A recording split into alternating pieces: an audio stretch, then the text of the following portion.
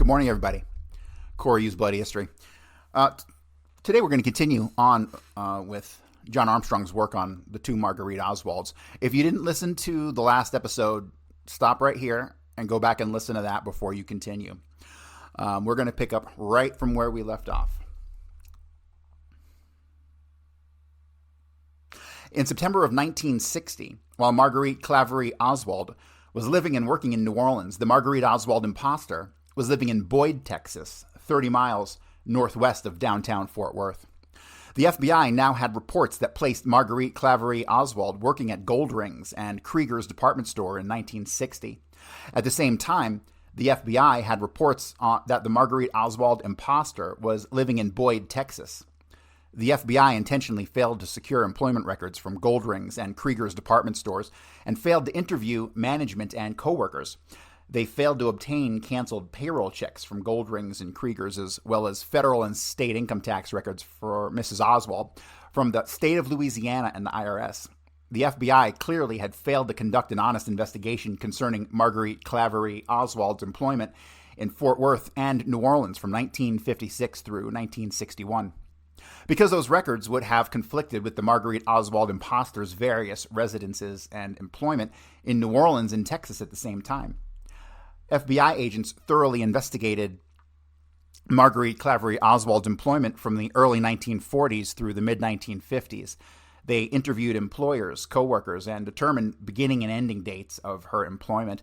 But in 1956, their investigation of Marguerite Claverie Oswald and her employment ended, because their investigation was now focused entirely on the Marguerite Oswald imposter, the alleged mother of the man accused of killing President Kennedy.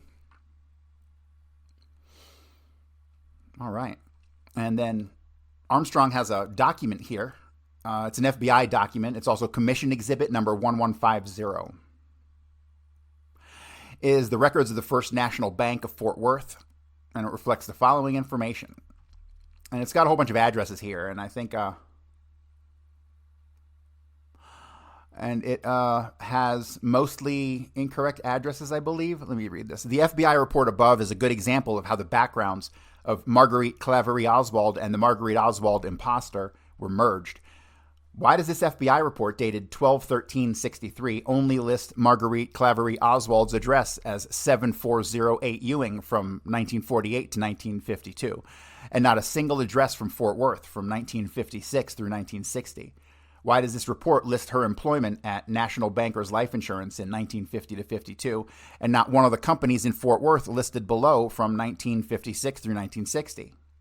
The upper portion of this FBI report shows banking contacts in Louisiana and Mississippi in the early 1940s, her marriage to Edwin Ekdahl in 1945, address of 7408 Ewing for Marguerite Claverie Oswald in 48 to 52, and employment at National Bankers Life Insurance 1950 and Avon Products 1957 to 1960. But neither this FBI report nor any FBI report shows Marguerite Claverie Oswald's employment in Fort Worth at Leonard Brothers in 1948, Stripling Department Store 1949, Lerner's assistant manager June to September 1949, McDonald Kitchens June 1950, and Political Campaigns July to August 1950.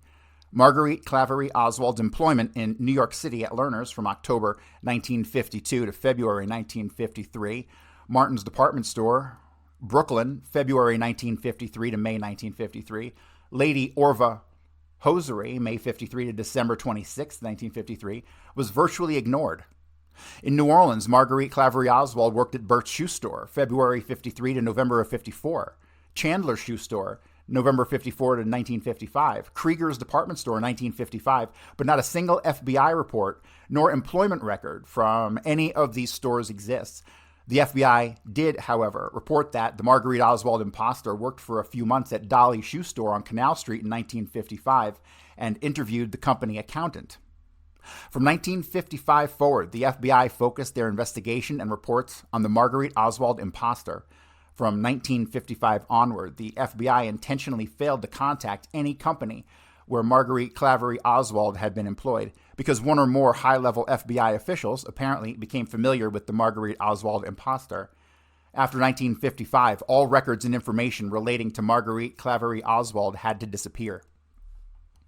In Fort Worth from 56 to 1960, Marguerite Oswald worked for the city of Fort Worth, fall 1957, Paul Shoe Store, 1957, which we have photographs of her at Paul Shoe Store in 1957.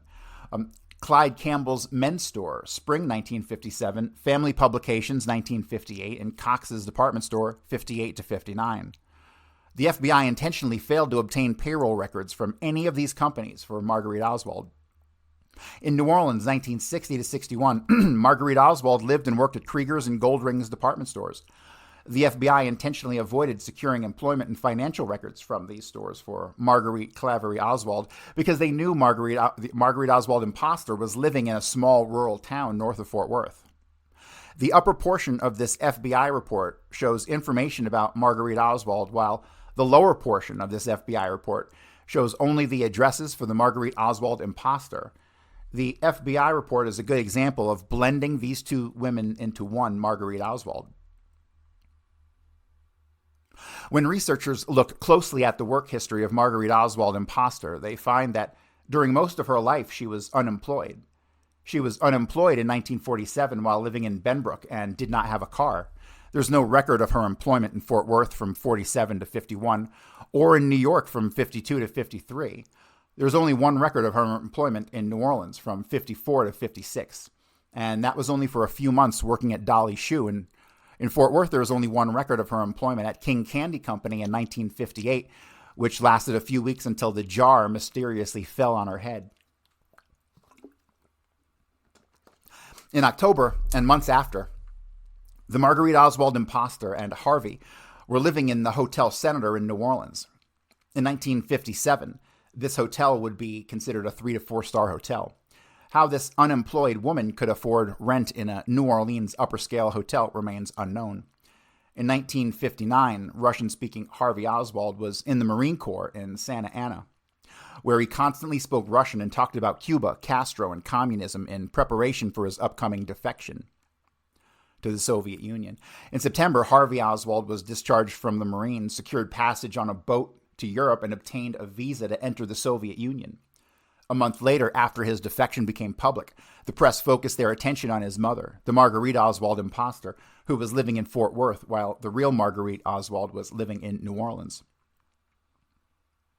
So let me pause right here. So, Jesus Christ, I was up in a rabbit hole last night till like 2 a.m. I was going over, and we'll talk about this in the next couple days once we get past this Marguerite stuff. But when you dig into Oswald's military record in the Marines, it is fucking wild. So there's clear evidence of there being 2 Oswalds all throughout the Marine Corps in training and all that stuff.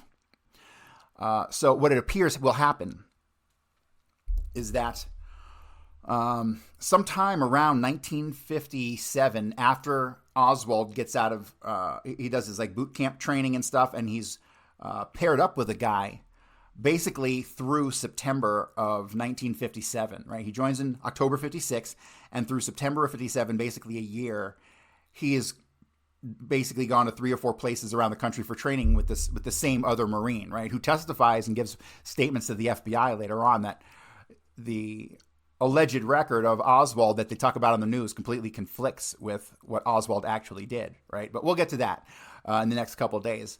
The thing I'm pointing out here is that Oswald, after that September, he basically is out of the Marine Corps. He is sent back to live with the Marguerite Oswald imposter, and he does that until 59, when he returns to the Marines and he's sent overseas and before his defection.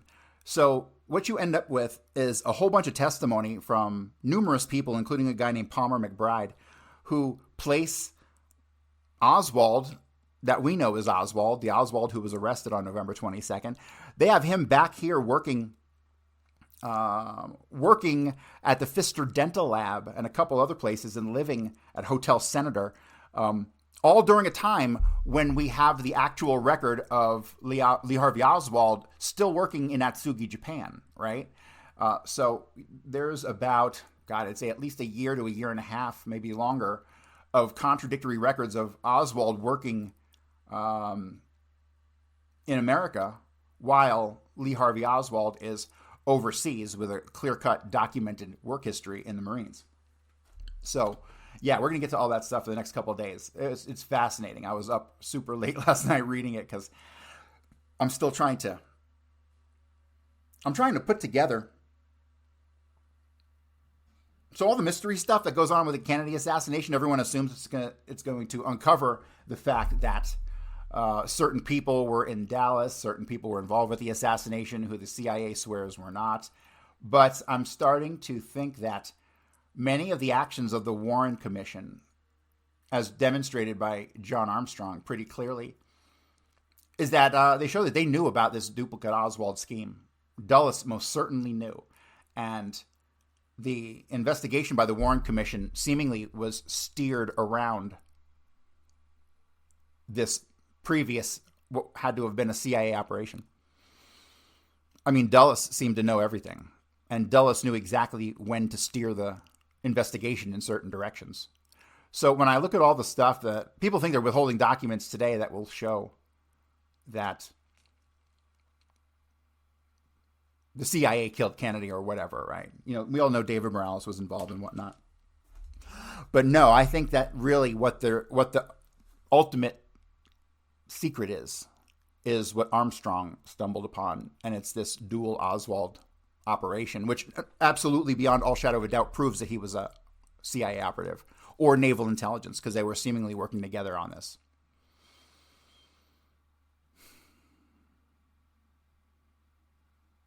I'm rambling at this point. Let me continue.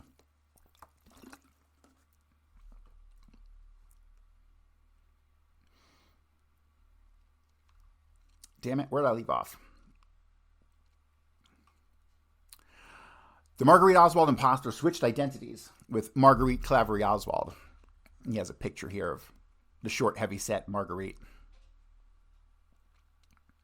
It says, this is the Marguerite Oswald who testified to the Warren Commission claiming to be the mother of Lee Harvey Oswald.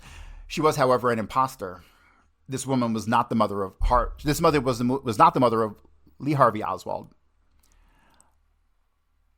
but was the mother of, and she was not the mother of Harvey Oswald, but in fact she was physically in stark contrast with the much taller, attractive, pleasant, and well-dressed mother of Lee Oswald. In the latter half of the 1940s, this woman became the caretaker of a young Russian-speaking boy who was relocated to the United States by an agency of U.S. intelligence. The young boy was given the name Lee Harvey Oswald, while this unidentified and unknown woman was given the name of Marguerite Oswald. Their assignment was to mirror the lives of Marguerite Claverie Oswald and her son Lee Oswald for the next 10 years. They accomplished this by sharing the same name and living in close proximity, which provided Harvey and Lee an opportunity to attend the same schools. The goal was for both boys to live and experience very, very similar backgrounds. As young adult Russian-speaking Harvey Oswald would then switch identities with Lee Oswald for the purpose of defecting to the Soviet Union. In the Soviet Union, Russian-speaking Harvey Oswald could gather information and act as a spy on behalf of our CIA. These two Oswald families were the central figures in the Oswald Project, a plan created by U.S. intelligence to place a young Russian-speaking American person in the Soviet Union. So part of what Armstrong is saying here is speculation, right? Unfortunately, we are left to the realms of speculation on a lot of things. However, I believe his speculation is correct. Like when he says definitively that these two Oswald families were the central figures in the Oswald Project, right? These are things that are most likely true that are being pieced together through various pieces of the puzzle that have been left. But we're missing so many pieces of the puzzle, it's really just hard to say, right? I'm sure there's way more to this than we know. What I can tell so far is that this Harvey Oswald, who is the Lee Harvey Oswald that we know, it seems as though he really did talk about communism going back to the time that he was a kid all over the place. This can't be anything other than prompting by his handlers from the time he was a child. A lot of people talk about MK Ultra and stuff. I don't really think so. How hard is it to influence a child? You know what I mean? When you got him from the time he's 5, 6, 7 years old, not hard at all. So he does kind of seem like he was somewhat of a dick, not a real disciplined guy. And so would he be trusted with some heavy-duty operations? Probably not. So what does that tell you? That tells you that his operation to the Soviet Union was probably just to go there and chill. Just to be one of many people who they were sending there the third false defector to connect with Marina Oswald, believe it or not. So, but we'll talk about that in the future at some point. But yes, the person who we know as Lee Harvey Oswald, smart guy, disciplined. You could tell because he was always clean shaven, close haircut, but was he too much of a loose cannon to be trusted with real serious operations? Probably so. Probably so. So really, I don't think he had much to do once he got to the Soviet Union. Just be there. And that was enough for the operation itself. All right, let me continue. The Marguerite Oswald imposter first appeared with Harvey Oswald in Benbrook, Texas, a suburb of Fort Worth, in June of 1947.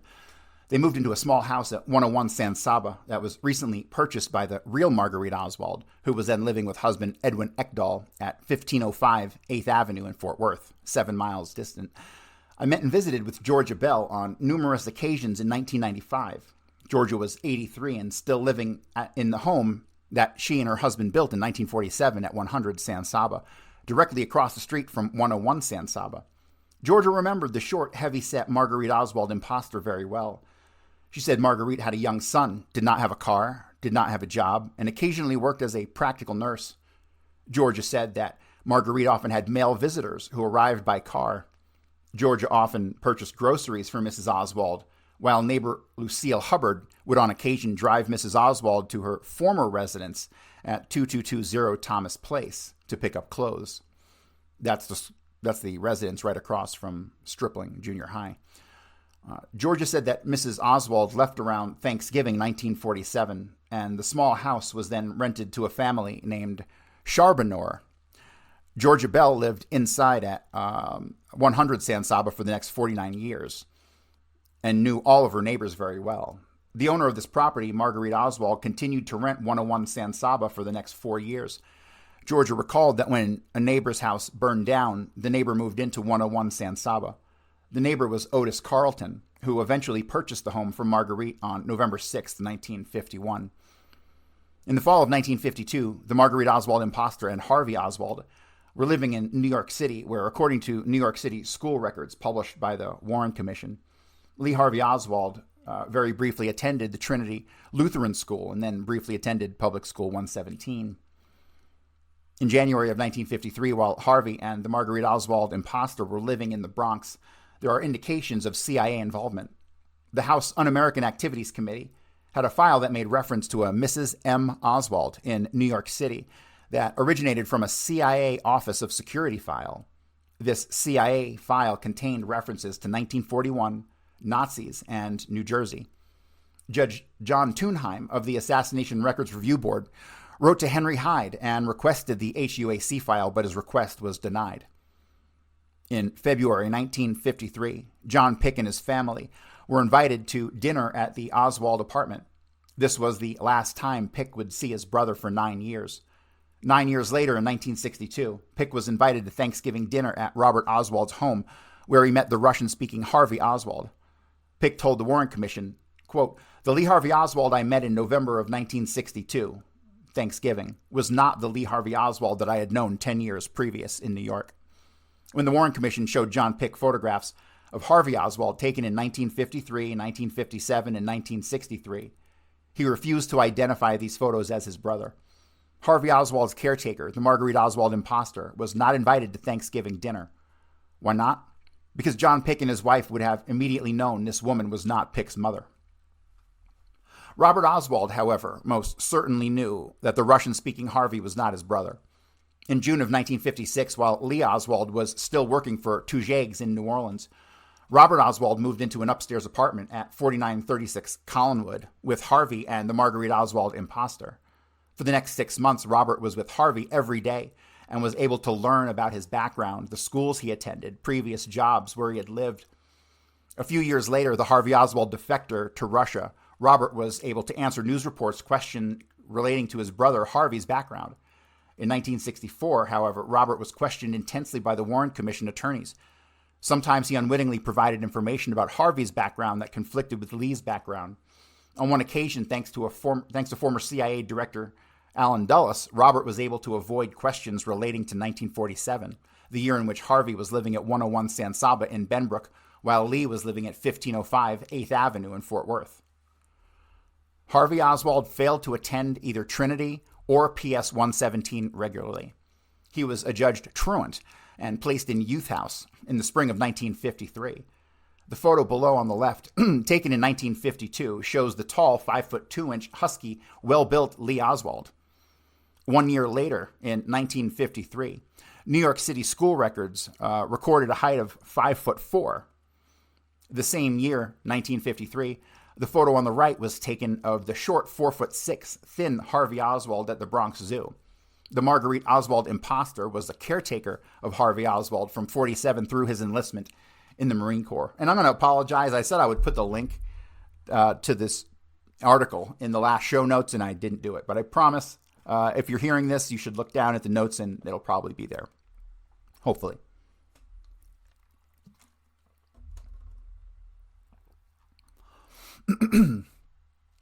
While Harvey Oswald was truanting from school in the Bronx and later placed in youth house, Lee Oswald was attending Public School 44 in Manhattan with a near-perfect attendance record. In fact, Lee Oswald attended school, held jobs, and served in the Marines for extended periods of time, while Harvey Oswald's involvement with school, jobs, and the Marines was very sporadic. The Marguerite Oswald imposter was interviewed at the youth house by probation officer John Carro, C-A-R-R-O. During this one interview, this Marguerite Oswald imposter made countless mistakes about her family background, mistakes the real Marguerite Claverie Oswald would never make. The following are a few biographical mistakes made by the Marguerite Oswald imposter during this one interview. The Marguerite Oswald imposter told John Carro that she was the youngest of 6 children, yet there were 5 children in the Claverie family. She gave Lee Oswald's father's name as Robert Lee Harvey, when his real name was Robert Edward Lee Oswald. She said Lee's father died at the age of 45, yet we know he was 43 when he died. The imposter gave her marriage date as July 19, 1929, yet she married Robert Oswald in 1933. She gave her sister's name as Lillian Sigorette, Sigourette, when we know her sister's name was Lillian Murrett, Murrett. She said formerly owned a house in Corning, Texas, yet there is not and has never been a Corning, Texas. She gave Lee Harvey Oswald's birth date as October 19th, when the correct date is October 18th. She said Lee was baptized at Trinity Lutheran Church in New Orleans, when the records show he was baptized at Redeemer Lutheran Church in New Orleans. When this imposter was asked whether Lee's father was right or left-handed, she replied, "I do not remember, sir." Marguerite Oswald, mother of Lee Oswald, would never have made these errors concerning her background. But probation officer John Carro interviewed the Marguerite Oswald imposter, and this woman was not prepared to answer detailed questions about Marguerite Oswald's background. In the summer of 1953, a few months after Harvey Oswald was released from youth house, the unemployed Marguerite Oswald imposter and Harvey somehow left New York City and resided briefly in Stanley, North Dakota, July and August of 1953. Marguerite Oswald and her son Lee were still living in New York City. It was in North Dakota that Harvey became friends with William Henry Timmer and talked about his involvement with teenage gangs in New York City. After the assassination, Timmer's mother wrote a letter to President Johnson and described her son's brief friendship with Oswald in Stanley, North Dakota. The Secret Service turned the letter over to the FBI, who sent agents to interview Timmer. Note, I say somehow because in the 1950s, the Marguerite Oswald imposter did not own a car, yet she managed to move from Fort Worth to New York City, to North Dakota, to New Orleans, to Fort Worth, to New Orleans, and back to Fort Worth. In the fall of 1953, the Marguerite Oswald imposter and Harvey somehow left North Dakota and moved to New Orleans, where they resided at 126 Exchange Place in the French Quarter. Harvey began attending Beauregard Junior High School part-time in the 8th grade, while the Marguerite Oswald imposter worked as a barmaid, where little personal information or payroll tax information was required. In January 1954, while living at 126 Exchange Place, Harvey Oswald began attending Beauregard Junior High School full-time and was assigned a homeroom of physical education teacher Myra DeRoos. Myra only had homeroom for a single school year while she taught at Beauregard, and her homeroom was located in the basement room that also served as a school cafeteria. During the same school year, Lee Oswald, while living at 1454 St. Mary Street, attended the spring semester of the 8th grade at Beauregard Junior High School and was assigned homeroom 303 on the 3rd floor of the building. As strange as it may seem, Harvey Oswald with homeroom in the basement cafeteria, Lee Oswald, homeroom 303, were both in the 8th grade at Beauregard Junior High at the same time during the spring semester of 1954. In the fall of 1954, the Marguerite Oswald imposter and Harvey left New Orleans and moved into an apartment at 2220 Thomas Place, Unit B, rear apartment in a duplex in Fort Worth. It is worth remembering that the Marguerite Oswald imposter had furniture and clothing stored at this address in 1947. Harvey began attending the 9th grade at Stripling Junior High School, which was directly across the street. Harvey was remembered by classmates Doug Gann, Jackie, and Bobby Pitts, Roy Parkin, Franchetta Schubert, and physical education teacher Mark Summers. Also enrolled in the 9th grade at Stripling was Peter Gregory, who would later befriend Harvey and Marina after they arrived in Fort Worth in June of '62. Fran remembered that Harvey was thin, short, and wore a leather jacket, and his mother always wore a white nurse's uniform. Note, in October 1959, after Harvey Oswald defected to the Soviet Union, Robert Oswald was interviewed and told the Fort Worth Star-Telegram that his brother had attended Stripling Junior High School. In June of '62, when Harvey Oswald returned to the United States, Robert Oswald was again interviewed and told the Fort Worth Star-Telegram that his brother had attended Stripling Junior High. How did Robert Oswald know that Harvey Oswald had attended Stripling Junior High School? Robert lived with Harvey and the Marguerite Oswald imposter at the Collinwood address in 1956. During the 6 months they lived together, they likely discussed Stripling Junior High, which was nearby, as both young men had previously attended Stripling in the 9th grade. In 1964, when interviewed by the Warren Commission, Robert Oswald once again said that his brother had attended Stripling Junior High School. But Robert didn't realize that at the same time, in the fall of '54, his real brother, Lee, was attending Beauregard Junior High in New Orleans. This was a huge problem, as it threatened to expose the two Oswalds. On November 23, 1963, the day after President Kennedy was killed, Assistant Principal Frank Coodlady gave Harvey Oswald's school records at Stripling to the FBI. In 1964, Robert Oswald told the Warren Commission that his brother had attended Stripling Junior High. In 1995, I called and spoke with Ricardo Galindo, then principal of Stripling Junior High, and Mr. Galindo told me it's common knowledge among staff and faculty that Oswald attended Stripling. Today, however, the FBI denies they have any records of Oswald's attendance at Stripling. The Stripling school records had to disappear because if made public, it would show that Lee Harvey Oswald attended Beauregard in New Orleans at the same time that Lee Harvey Oswald was attending Stripling in Fort Worth. This attempted cover-up was far from perfect, but it fooled the Warren Commission. But it did not fool Frank Coodlady or students who knew for a fact that Harvey Oswald had attended Stripling. In January of 1955, Harvey Oswald and the Marguerite imposter left Fort Worth and would return to New Orleans, where they both began working full-time for Maury Goodman at the Dolly Shoe Store on Canal Street. Mrs. Oswald was asked to fill out personal detailed information required by the store's insurance company, yet she ignored the request. A few months later, when asked to fill out the detailed personal information again, the Marguerite Oswald imposter repeatedly refused and was fired.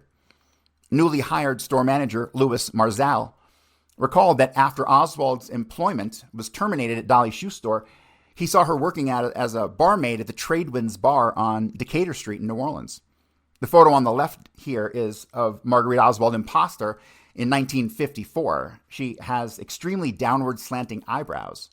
This striking and distinct facial feature was later hidden by her ever-present large-frame glasses. The much taller and thinner Marguerite Claverie Oswald's eyebrows were nearly horizontal and can be seen in the photo on the right, taken at Paul's Shoe Store in 1957, and she never wore glasses. In the fall of 1955, while Lee Oswald was working full-time for the Gerard Touget Company, Harvey Oswald began attending Warren Easton High School in New Orleans, 10th grade. On October 7th, a handwritten note was delivered to Warren Easton that read, quote, "We are moving to San Diego in the middle of the month. Lee must quit school now." The Marguerite Oswald imposter and Harvey Oswald may have moved to California, but the date of their move is unknown. They were living in New Orleans in mid-October of 1955, and in New Orleans in early January 56. Their whereabouts for the next 7 months is unknown. On July 1st, 1956, the Marguerite Oswald imposter rented an apartment at 4936 Collinwood in Fort Worth, and was accompanied by Harvey and Robert Oswald.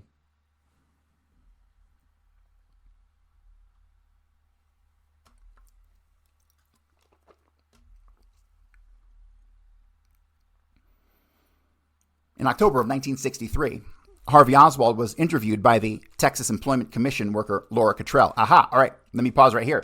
This is number one. This is the first fuck up that I've caught. This is an outright fuck up. Because what we're going to talk about here at the incident at the Texas Employment Commission, Laura Cottrell positively identified Larry Crawford as the man who showed up at the Texas Employment Commission. So this is the first thing here that we've covered that is just outright wrong, right? So really, like I've said numerous times, once 1959 rolls around and the defection happens, we don't fucking see this other Lee Oswald and we don't see the other Marguerite Oswald ever again, in my opinion. They were disappeared at this point. So any reference that Armstrong makes to Lee Oswald, Lee Harvey, the person he believes is the real Lee Harvey Oswald, post-defection is wrong, in my opinion. It's completely wrong. We have no idea what happened to that fucking guy. And one day we'll talk about, what the fuck's her name, Mae Brussels, and her encounter with Donald Norton, which might answer some questions on what happened to the real Lee Harvey Oswald, but not today. But yeah, this is a screw up on his part, and there's just no hiding it. He made some, here's the deal, like, he just ignored the fact that Kerry Thornley and William Seymour were doing their thing. And here we have an incident with Larry Crawford, which shows that there were other people who were impersonating Oswald, or at least putting Oswald's name on various things, or talking to people about communism and stuff, right? So, all right, so let me continue. In October of 63, Harvey Oswald was interviewed by the Texas Employment Commission worker Laura Cottrell. Harvey told Ms. Cottrell that it was just before I went into the Marines. It was when I was 16. I had this messenger boy job in California. It was for an investment company, and I worked there 6 months. The name of it was ETI Realty Company, but it was an investment company too. Laura Cottrell remembered the company was located in Encino, California. JFK researchers William Weston and Steve Gall drove to Encino and visited the library. In the 1950s, city directory and phone books were not able to find the ETI Realty or ETI Investment. They did, however, find Encino Title Insurance Company, which could be the ETI company where Harvey Oswald had worked briefly as a messenger boy. See, here's another problem that he's not talking about here. In that same conversation that Larry Crawford had with Laura Cottrell, he talked about working with the Teamsters and that he'd been like a carny and stuff. Those were actual incidents from Larry Crawford's life. Like, he actually was kind of a carny and was working the carnival circuit. He did work with the Teamsters. That was his background he was giving, right? That was not Oswald. So, strike one for fucking John Armstrong here, okay? Now, hopefully, this is what I'm really hoping. I'm really hoping that my knowledge of the assassination combined with his knowledge of the Harvey Oswald stuff will be sufficient for me to detangle all this stuff. So we'll see. Let me continue on. In mid-January 1956, Harvey and the Marguerite Oswald imposter were in New Orleans, and Harvey began working at the J.R. Michael Company on the third floor of the Sandlin building. Okay, this is probably back to the real Harvey, okay? Lee Oswald was still working full-time for Gerard Touget, which was located one floor above J.R. Michael's in the same building. Oswald's employment at J.R. Michael's lasted only a week. It appears likely that he and the Marguerite Oswald imposter then left New Orleans and moved to Encino, California, where Harvey Oswald was employed as an office worker and a motorcycle delivery boy.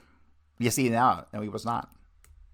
That was Encino, California. If he's pulling off of that story from Larry Crawford, then it's false. It's totally wrong.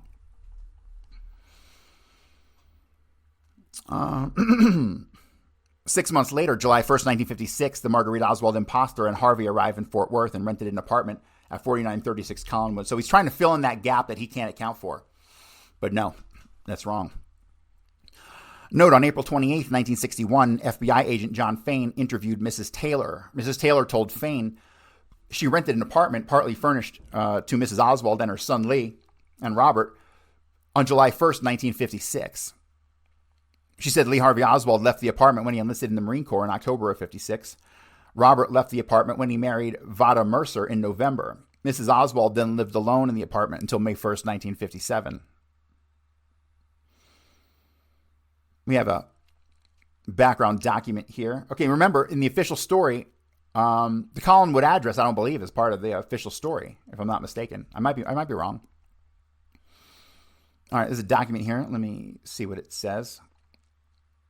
Oh, okay. All right. So, in reference to the gentleman who emailed me, the former FBI employee who commented on the circles between the names, right? I was curious about, is there a name missing here, right? And I understand that the answer I received was that the circle meant that the name was possibly referenced in another report. However, I don't think this is true. I don't think this is correct, and I apologize. But I have another document that I came across yesterday, which we'll share at some point, that clearly shows the name Harvey Oswald, and in front of Harvey Oswald, there's a circle, and then the circle was drawn to the name Lee. So the circle clearly indicated a missing name. Just throwing that out there for you. But that document I have, it referenced this stuff, and we'll go over it in the next couple of days. I say that because I have these circles here again. So name and aliases, Lee Harvey, and then Circle Oswald, also known as Lee Circle Oswald. Residence on April 28, 1960, Mrs. Marguerite Oswald, subject's mother, currently residing at 1111 Herring Avenue, Waco, Texas, where she's employed at the Methodist Orphan Home, volunteered the following information. She stated up until 1945, she and her sons had lived at New Orleans, Louisiana. In 1945, they moved to Fort Worth, Texas, where the subject attended high school until he enlisted in the U.S. Marine Corps at the age of 17 in October of 56. On June 23, 61, Mrs. James E. Taylor, 4936 Collinwood Street, Fort Worth, Texas, stated the subject and his mother resided in a partly furnished upstairs apartment at 4933 Collinwood Street from July, I can't read that, it's smudged the 33 part, from July 1st, 56 to May 1st, 57, except that subject sometime during the fall of 56, enlisted in the U.S. Marine Corps at the age of 17. She advised that subject's brother, Robert Oswald, also resided at 4936 Collinwood until the time of his marriage. Robert Oswald, age 22, moved in with Harvey Oswald and the Marguerite Oswald imposter. On July 13th, Robert opened a checking account at the West Side State Bank. On October 8th, 56, Robert wrote a check to Lee H. Oswald and listed his apartment as 4936 Collinwood, see below.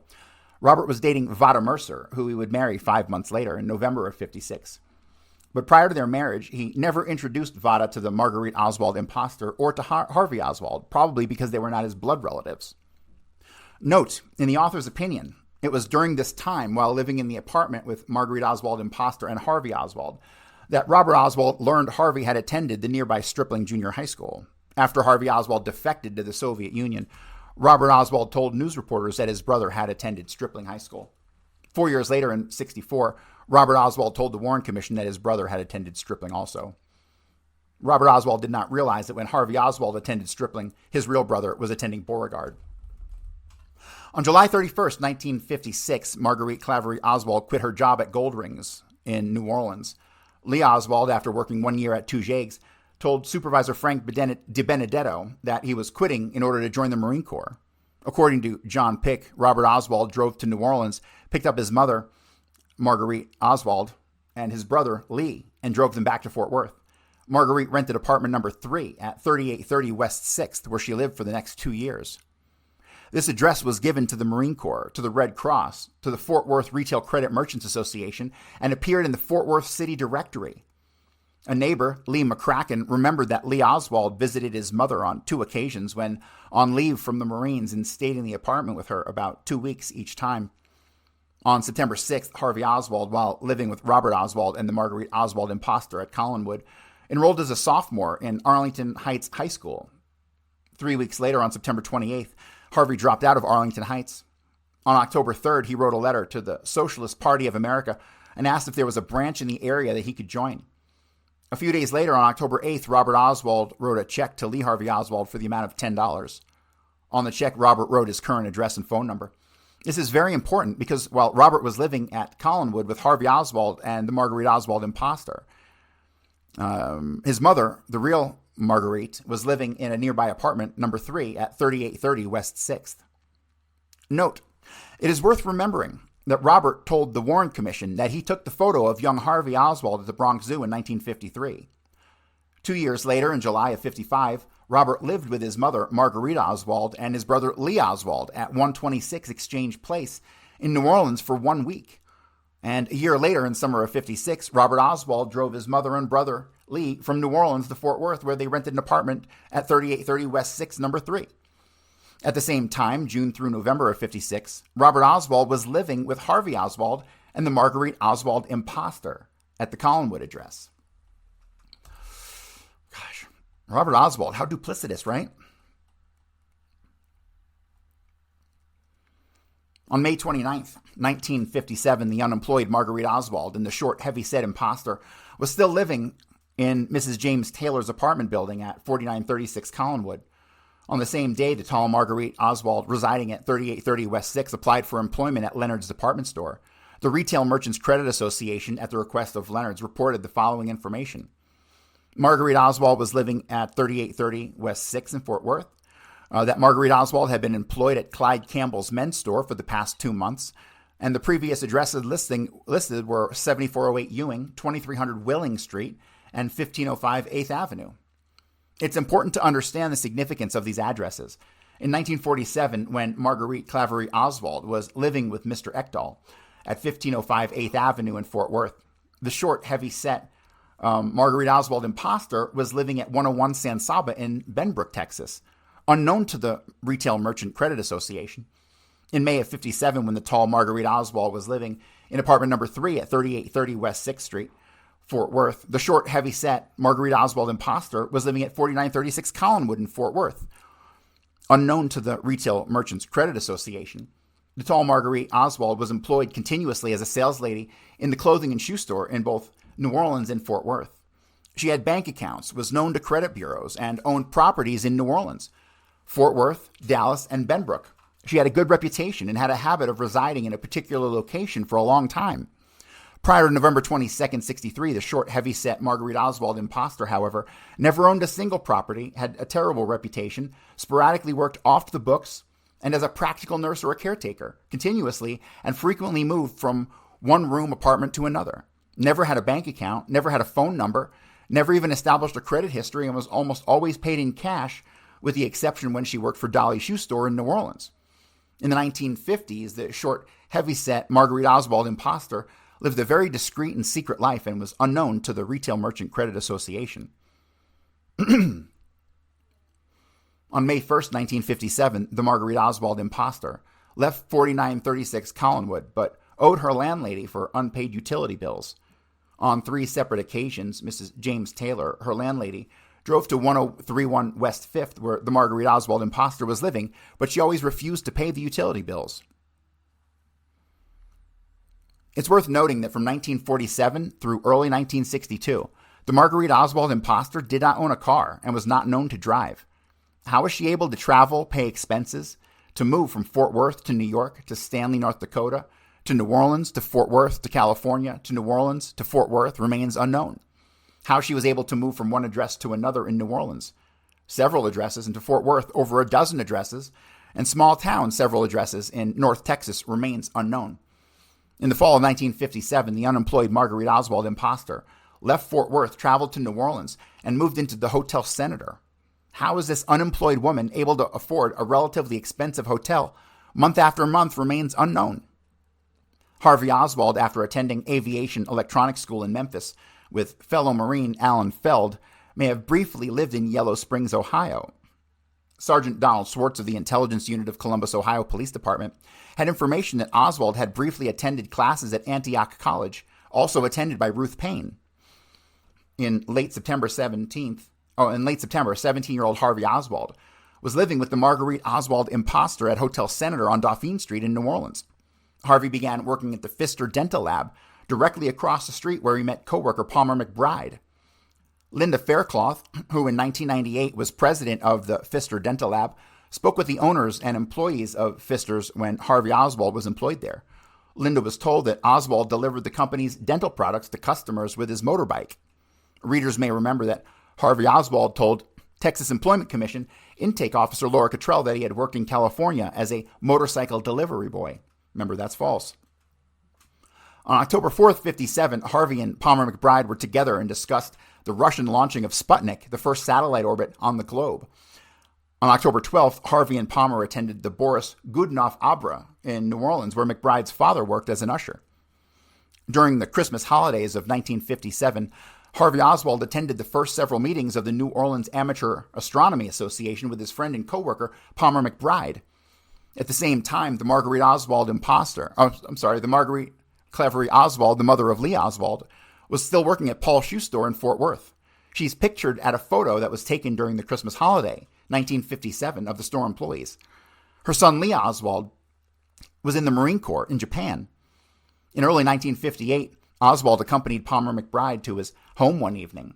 As Harvey and McBride talked, mostly about astronomy, their conversation began to focus on recent Russian space successes and the virtues of communism. McBride's father, after hearing Harvey Oswald praise the communist way of life, became upset and demanded that Oswald leave their home. On May 17, 1958, a $1,000 life insurance policy on Lee Harvey Oswald lapsed due to non-payment of premium. On June 10, 1958, National Life and Accident Insurance Company notified Mrs. Oswald of the policy lapse by letter addressed to 126 Exchange Place in New Orleans. The letter was delivered 3 weeks later to Lee Oswald in Japan. On June 30, 1958, while incarcerated in the brig in Atsugi, Japan, Lee Harvey Oswald applied to the company for reinstatement of the policy. He listed his address as the U.S. Marine Corps, MAG 11, MACS 1, FPO, San Francisco, California, and listed his mother's address as 126 Exchange Place. The application was witnessed by fellow Marine Peter Cassisi, who later told the FBI, quote, he did not recognize Lee Oswald as a former Marine when pictures of Harvey Oswald were published in the media after the assassination. Note, why Lee Oswald would list his mother's address as 126 Exchange in New Orleans is odd. In the fall of 1956, while Lee Oswald was en route to Japan, he mailed a postcard to his mother at 3830 West 6th in Fort Worth from Honolulu, Hawaii. During leave from the military, Lee Oswald returned to Fort Worth and stayed with his mother at this address. After leaving New Orleans in the summer of 1958, Harvey Oswald wrote a letter to the dental lab and said that he was working for a shoe store in Fort Worth. The letter was read to employees by the office manager of the dental lab and remembered by Palmer McBride. Note, from October 57 through late spring 1958, the short, dumpy, heavy-set Marguerite Oswald imposter was living in New Orleans, while Marguerite Claverie Oswald was living at 3830 West 6th in Fort Worth. When this imposter testified before the Warren Commission, her continual moving around from apartment to apartment, city to city, and from state to state often conflicted with the whereabouts of Marguerite Oswald. When they asked what year they moved from New Orleans to Fort Worth, the Marguerite Oswald imposter answered, I said 1959. I'm sorry, 1955. Wait now, 1956 when we left New Orleans. It's 1956. Am I correct?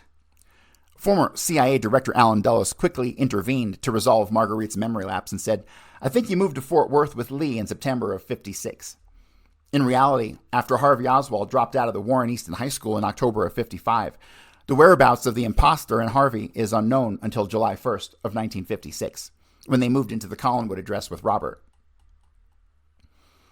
Note, it is worth remembering that Marguerite Oswald, 3830 West 6th, Apartment 3, and the Marguerite Oswald imposter, 4936 Collinwood, lived nearby each other in Fort Worth from August of 56 to May of 57. In May of 57, the Marguerite Oswald imposter and Harvey moved into 1031 West 5th in Fort Worth. In early October 1957, they had moved to New Orleans and were living at the Hotel Senator directly across the street from the Pfister Dental Lab, where Harvey Oswald worked and became close friends with coworker Palmer McBride. At the same time, Marguerite Oswald, the mother of Lee, was still living at 3830 West 6th in Fort Worth and working at Paul's shoe store. When Harvey and the Marguerite Oswald imposter left New Orleans and returned to Fort Worth in the summer of 58, Marguerite Oswald was still living at the 3830 West 6th address and was now working at Family Publications. After returning to Fort Worth, the Marguerite Oswald imposter began working for King Candy Company on August 28, 1958. She worked alone and sold candy in a booth at the Fair Ridgely department store located at 4109 West Ridge Avenue. At the end of October 1958, the Marguerite Oswald imposter was living at 1013 Fifth Avenue and still working for King Candy. On Friday, October 31st, Halloween, John Pick and his family spent the night at his mother's home while driving to the West Coast. John Pick told the Warren Commission that during their stopover in Fort Worth, he visited his mother, and she was working at Cox's department store selling women's clothing. Note, when interviewed by the FBI, officials of King Candy, upon reviewing Marguerite Oswald's employment application, said she came to Fort Worth from New York City and had excellent references. This was the first job since 1955 in which Marguerite Oswald, imposter, worked for a company that paid her a salary, withheld taxes, and was provided with workers' compensation. On December 5th, while working at King Candy, the Marguerite Oswald imposter claimed that a jar fell on her head, causing injury. The following day, December 6th, she was examined by Dr. Milton N. Goldberg of Fort Worth. His examination revealed a small laceration on her nose with swelling. Dr. Goldberg took x-rays, which revealed no fractures. On December 8th, Marguerite returned to Dr. Goldberg's for another examination.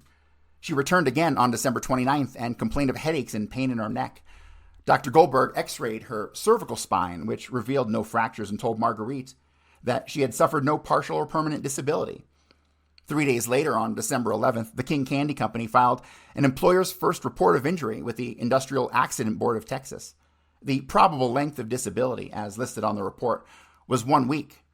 Dr. Goldberg's rejection of the Goldbergs of the extent of the injury strongly suggests that the Marguerite Oswald imposter was feigning a disability in order to provide Harvey Oswald a rationale for his hardship case in resigning from the Marines. Unsatisfied with Dr. Goldberg's opinion, she made appointments with several other physicians. On January 30th, 1959, she returned to Dr. Goldberg's office for a follow-up visit. During this visit, this Marguerite Oswald imposter told Dr. Goldberg that her son, Russian-speaking Harvey Oswald, wanted to defect to the Soviet Union. In February, she visited 2 more doctors, and the following month received treatments on March 16th, 18th, 20th, 23rd, 25th, 27th, and 30th. In April, she received treatments on the 2nd, 4th, 6th, and 9th, and the 11th, and was referred to Dr. W. McKinney and Dr. J.C. Baker. On April 20th, the Marguerite Oswald imposter filed a notice of claim for compensation with the Industrial Board of Texas. On May 9th, she had x-rays taken at the Fort Worth Osteopathic Hospital. On May 19th, Liberty Insurance suspended compensation payments. On August 4th, the Texas Industrial Accident Board ordered Liberty Insurance to pay $29.19 per week for 12 weeks. Unsatisfied with the result, the Marguerite Oswald imposter hired an attorney and filed suit on August 11th. Following her injury on December 5th, 1958, the Marguerite Oswald imposter was unemployed for the entire year of 1959. While the Marguerite Oswald imposter was unemployed and busy visiting doctors, Robert Oswald told the Warren Commission that he visited his mother, Marguerite Oswald, at Cox's department store on a Saturday in April 1959. Robert Oswald and John Pick placed their mother at Cox's department store in the fall of 1958, and both men saw her working when they visited the store in April of 59. The Marguerite Oswald imposter was working for King Candy August through December of 58 and was then unemployed through all of 59. At the same time, Marguerite Claverie Oswald, the mother of Lee, Robert, and John Pick, was working at Cox's department store from the fall of 58 through April of 59. 2 Marguerite Oswalds living in Fort Worth at the same time, working for 2 different companies. In August of 1959, the Marguerite Oswald imposter applied for a hardship discharge to the U.S. Marine Corps so that her son, Russian-speaking Harvey, now at MACS 9 in Santa Ana, could return to Fort Worth and care for her. Harvey Oswald, who would soon defect to Russia and 4 years later would be accused of killing President Kennedy. Well, we're going to wrap it up here for today because I feel like I'm losing my damn voice. All this talking shit. So this article here on the 2 Marguerites is just par for the course at this point. So when you go back and you really start to take in this information John Armstrong uncovered, the conflicting data on the 2 of these guys goes back to 1947. It's basically irrefutable. And then, as we'll see over the next week or 2, however long we're on this, you'll see how the records of these men's lives were kind of merged together. And this all began on November 22nd, when the FBI collected 250 pieces of evidence, give or take, from the Dallas Police Department, yet returned to them over 400 pieces of evidence. So they fabricated 200 pieces of evidence from between November 22nd and November 26th when they returned it all to the Dallas Police, which I'm sure we'll get to in the coming episodes. So, well, that's going to do it for me today, guys. We'll be back tomorrow with more. Thanks.